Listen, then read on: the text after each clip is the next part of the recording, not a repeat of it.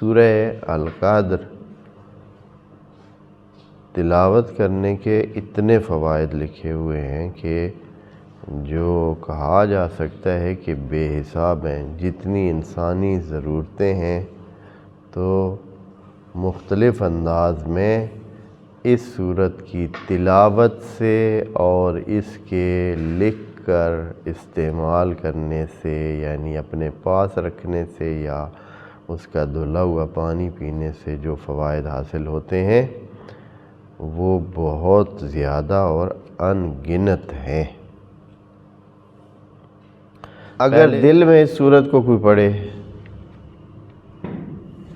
دل میں سورت کو پڑھے تو ایسے ہے جیسے اللہ کی راہ میں کوئی ذبح ہو جائے اور اپنے خون میں تڑپ کر خدا کے سامنے پیش ہو، اتنا ثواب ہے اگر دل میں سورہ انا انزلنا پڑھے۔ البتہ جب یہ باتیں کرتے ہیں نا اس طرح کی تو حتماً یہ چیز ضرور نظر میں رکھیں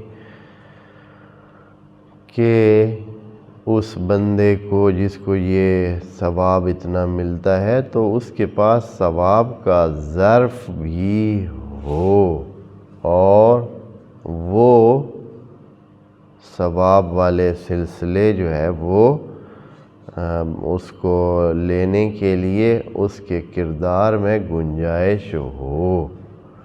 ایسے نہ ہو کہ ادھر سے پہلے ہی اس نے بہت سارے دوسرے گناہ کے یقیناً اس کا ثواب کم ہو جاتا ہے۔ جس کے پاس لینے کی گنجائش نہیں ہے، چاہے دینے والا دینے کے لیے تیار ہو لیکن آگے اگر ظرف نہیں ہے تو وہ نہیں ملے گی۔